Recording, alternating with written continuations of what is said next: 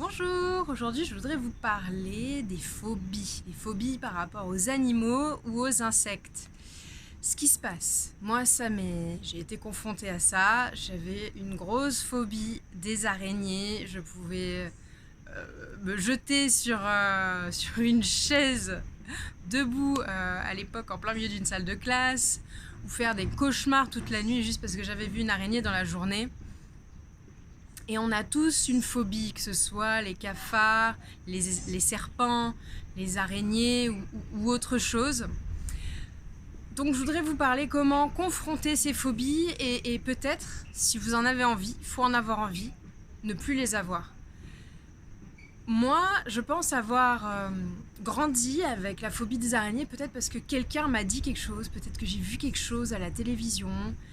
En général, les phobies viennent d'une certaine éducation ou de la société et l'environnement dans lequel on est. Je ne sais pas quelle est votre phobie, mais on va essayer de voir, en tout cas ensemble, ce qui peut se passer. Je vais vous raconter une petite anecdote. Pour ma part, ça a commencé quand j'ai commencé à voyager à travers le monde. Les animaux et les insectes sont vus différemment selon les cultures et selon les pays. Donc ma première, la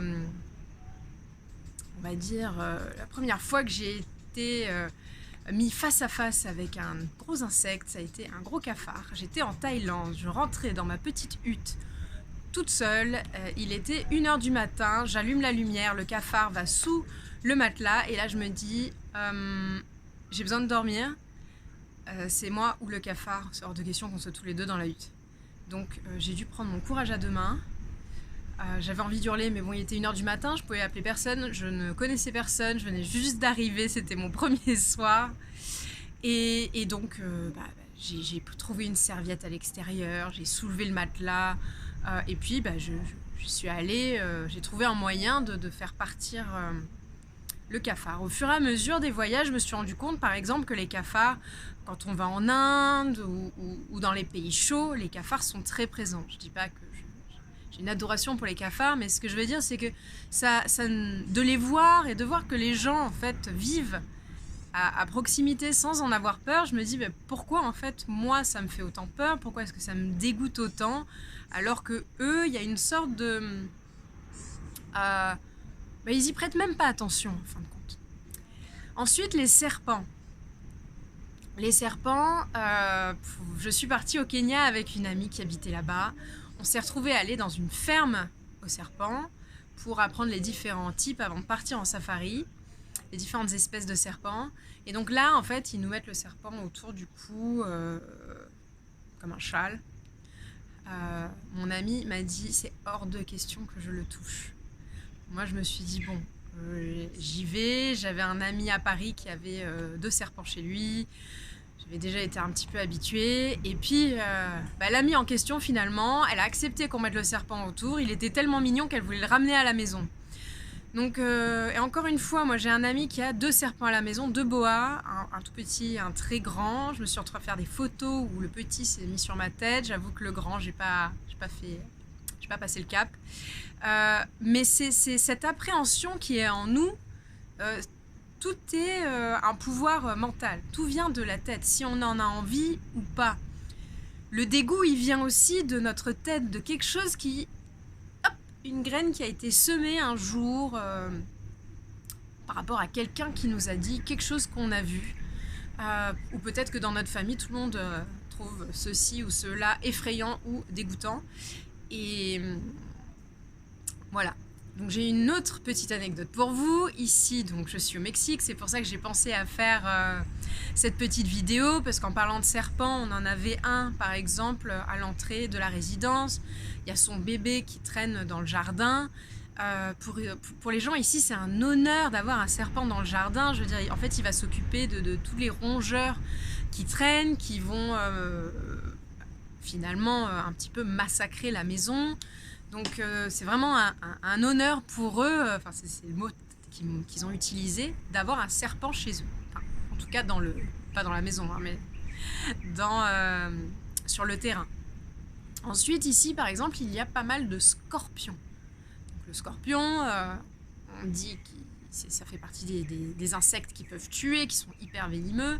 Bah pareil, quand on leur a dit, parce qu'ici on a des toilettes sèches, c'est un petit peu la région des toilettes sèches, on leur a dit, il y a un scorpion en fait, quand on ouvre le couvercle, il y a un scorpion qui vit à l'intérieur, on le voit, il court, et puis quand il nous voit, il s'en va, puisqu'évidemment, il a encore plus peur de nous que nous. Et on nous a dit, génial, la pluie va arriver. Quand les scorpions sortent, qui sont là, c'est que la pluie arrive. Ça fait quand même 3 semaines qu'on attend la pluie, 3 semaines qu'on voit des scorpions qui se promènent, mais c'est une bonne nouvelle. Du coup, le petit scorpion, qu'est-ce qu'il fait? Il vient se promener et il traverse le salon. Bon, mon mari, il grimpe sur la chaise. Moi, je dois aller le sauver. Donc, je prends un petit verre, un petit papier, hop, comme pour les cafards, comme pour les araignées, maintenant, c'est ma petite technique. Un verre, un papier, je le prends, hop, et je le rejette dans la nature. Donc évidemment, à un moment donné, il revient, mais bon, pas toujours. À l'époque, j'aurais jamais pu faire ça. Mais au jour d'aujourd'hui, je me dis, si eux, ils n'ont pas peur, s'il y a quelqu'un d'autre qui n'a pas peur, qui apprécie ces insectes ou ces animaux, pourquoi pas moi? Pourquoi est-ce que je vais être pétrifiée à chaque fois que je vais voir cet insecte ou à chaque fois que je vais voir cet animal? Donc voilà, c'était juste une petite vidéo pour remettre les choses un petit peu dans leur sens et pour réfléchir un petit peu différemment à comment on perçoit les choses. Et c'est comme on les perçoit, c'est comme on a envie de les percevoir que nos réactions arrivent. Et d'être pétrifié à chaque fois qu'on voit une image de serpent, qu'on en voit en vrai ou qu'on en voit à la télé, il y a des gens qui tournent la tête quand ils voient une araignée ou autre chose. C'est petit à petit, hein, moi ça a été progressif en tout cas, au fur et à mesure des années.